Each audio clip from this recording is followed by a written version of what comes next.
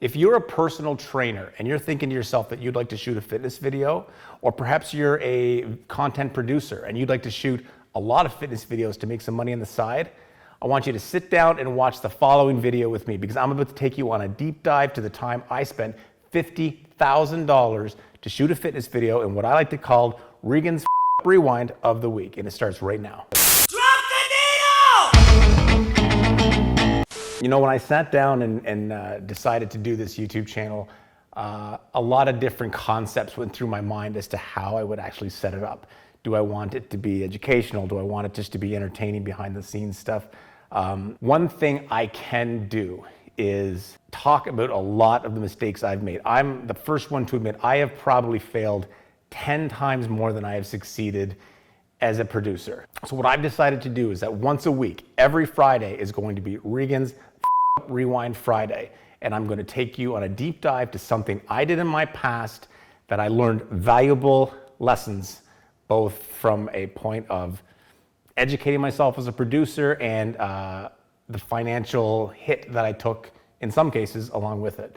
So when I thought about what I would do for the first episode of this, the first thing that came to my mind was a video shoot I did in 2007.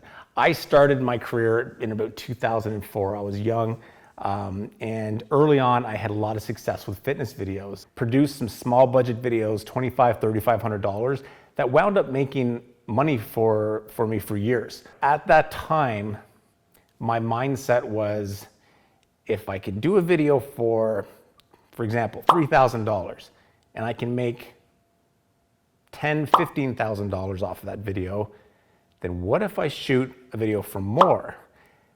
Somewhere in my head, I felt that spending more on the video was going to make me more in the end. So with that came Vitality Training Series, which was a video concept that I put together in 2007. I'm not going to say anything more. I'm going to start the video and I'll commentate as we go. So let's fire it up right now. All right, I hope you're ready to join us here, because we're going to do a little bit of lower body work primarily using the step and So body weight. So you don't really need much equipment at all for this. let me start by saying that I'm proud of this video. There's nothing wrong with this video. It's a very good workout series. It was a 3-disc set. The instructors are all fantastic. It was Jeff Bagshaw, Sharon Mann, and Krista Popovich. Any mistakes that were made in terms of this video were made on my end, not on theirs. So basically, it's amazing, even over the course of, say, 10 years, how much producing has changed. And this video today, I could probably produce for about $3,000. And at that time, I believe the final take on this was $53,000. This is actually being filmed in Summerside, PEI, at Credit Union Place, which is the big arena down there. We're in a conference room.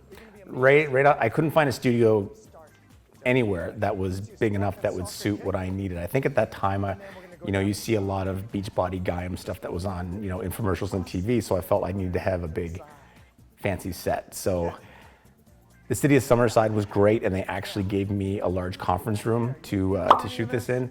But it was, commercial carpet, that sort of thing. So I pulled my father and brother into the mix and bought 3 rolls of vinyl hardwood flooring. I must have bought 20 of those gray brick panels that are in the background there. And then down the sides, I bought, I wanted to do gyprock, but my father told me that it's obviously you can't do that. So we ended up using like a Meranti or some kind of a thin wood. My brother took it out in the backyard of my house and painted it for me. And so there's a massive, you can't really see it because in the end we ended up tightening the shot up, but this studio that we manufactured inside of a room is probably 3 times the size of what we're showing right now. And the expense of that, I don't even know what it cost at the time, but it wasn't cheap. And then the labor that I put my family through, you can't put a price on that, and I don't think they forgive me to this day.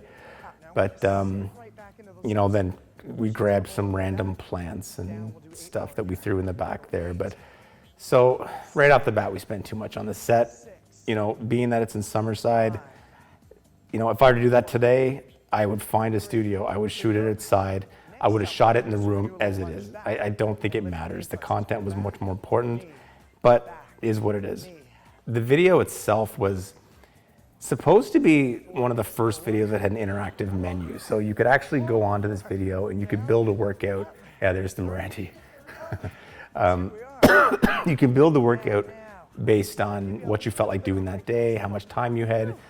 And you could basically, being that all three of these instructors are all world-class instructors, they would take turns being the lead in the video. And of course, so you could do a warm-up with Sharon, you could do a weight training session with Jeff, you could do a cool down with Krista, you could do a strength training segment with Jeff, and you could basically put this together any way you see fit.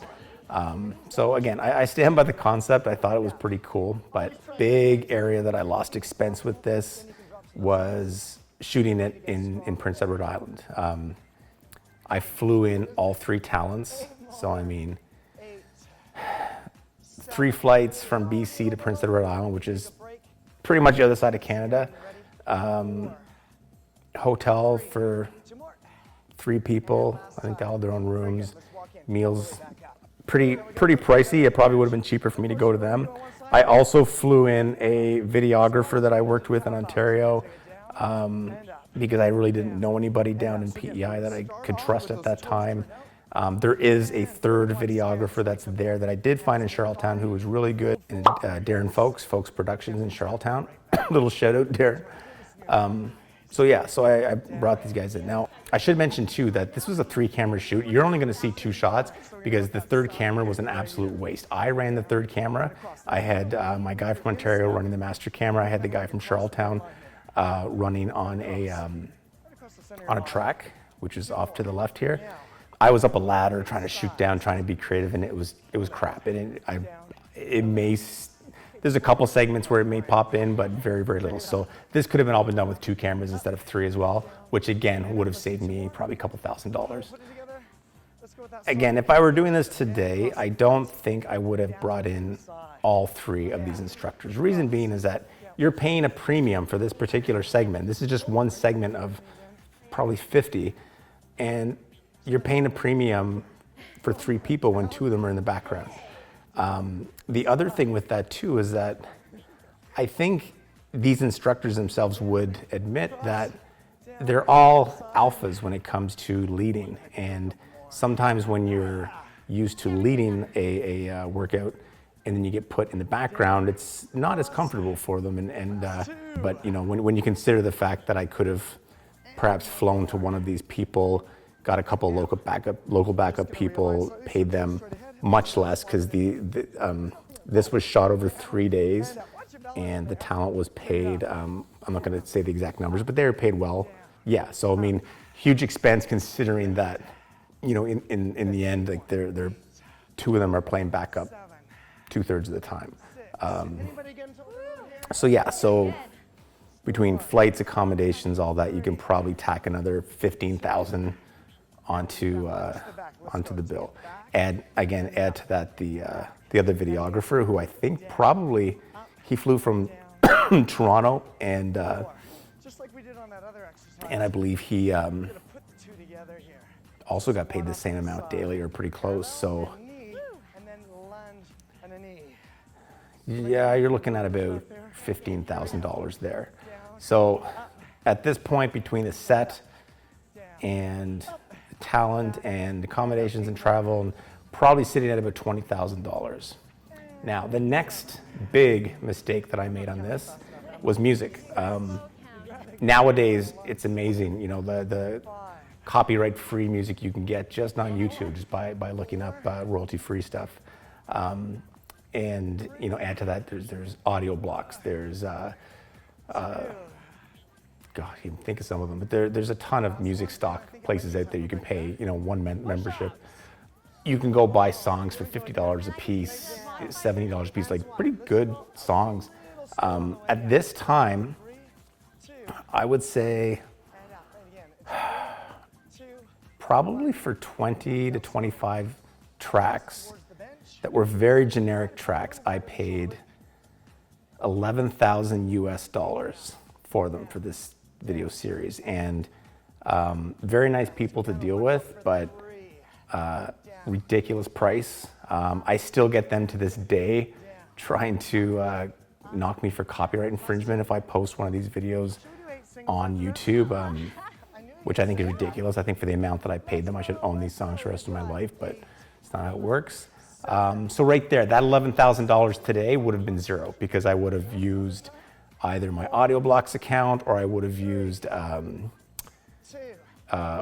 use YouTube Music and you know, had the licensing set up. It wouldn't have been that ridiculous.